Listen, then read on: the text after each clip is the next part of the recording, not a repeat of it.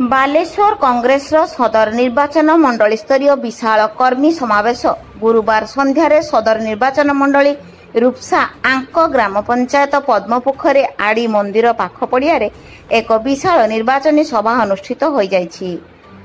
सदर ब्लॉक सभापति जयकृष्ण बेहेरा आह्वान क्रमे बालेश्वर जिला कांग्रेस सभापति संजीव गिरी सभापतित्व में 2000 रु अधिक जनसाधारण को नहीं विशाल निर्वाचनी सभा पूर्वतन केन्द्रमंत्री तथा वर्तमान जातीय कांग्रेस बालेश्वर सांसद प्रार्थी श्रीकांत जेना और सदर विधायक प्रार्थी मोनालिसा सामल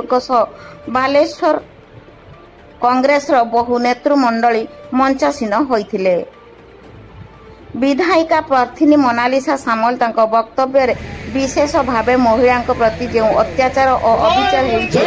से संपर्क जदि से विधानसभा को जाती विधानसभा विशेष गुरुत्व देवे बोली कहिथिले।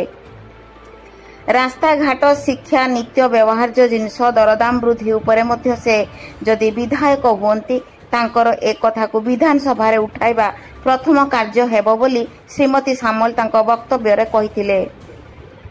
पूर्वर 2009 रु 2014 जाए यूपीए सरकार समय केन्द्रमंत्री थिबा बेले श्रीकांत जेना बालेश्वर विकास कार्य को से प्रशंसा करी लोक माननकु दुईटी जाक हाथ चिन्ह रे भोट देबाकू हाथ जोड़ी अनुरोध करथिले। निर्वाचन सभा रे जहा कहवा कथा मो कहिछि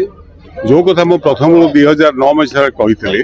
बालेश्वर विकास संपर्क रे जे मो जदि दिल्ली जाए ताले दिल्ली आपनक द्वारस्थ हबो आपण दिल्ली द्वारस्थ हेबे ना जा फल जहाँ सब बालेश्वर से 5 वर्ष भीतर विकास कार्य होता तापर 10 वर्ष धरी से काम ठप हो जाए। से गोटे कथा पुणी थे रिपीट कली जे एथर पुणी जदि आप मत पठाती दिल्ली दिल्ली पुणी थे आपण द्वारस्थ हम आप दिल्ली जीवे नहीं अर्थात जो काम बंद हो से कम को आम त्वरान्वित करूँ से कार्य कर मोटामोटी कथा अनेक समस्या अच्छी अनेक समस्यार समाधान से आहरी अनेक समस्या रही से समस्यार समाधान करने जदि लोक जदि आशीर्वाद मिले और सहयोग मिले तो निश्चित भाव से कार्य कर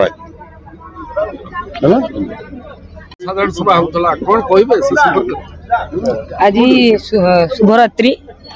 मु आज आंकर विशाल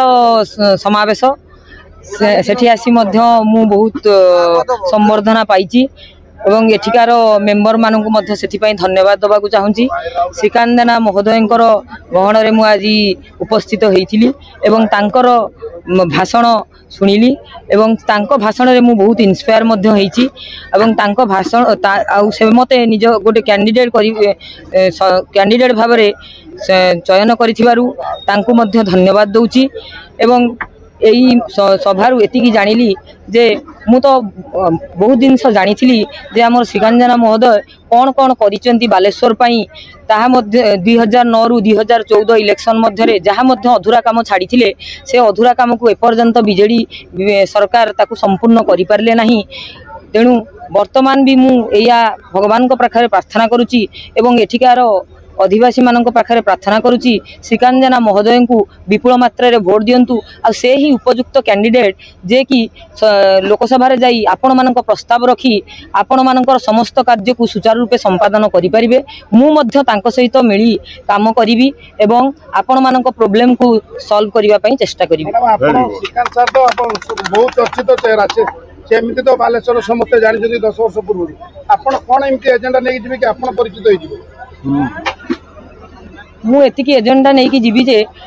दीर्घ 25 वर्षर बीजेडी सरकार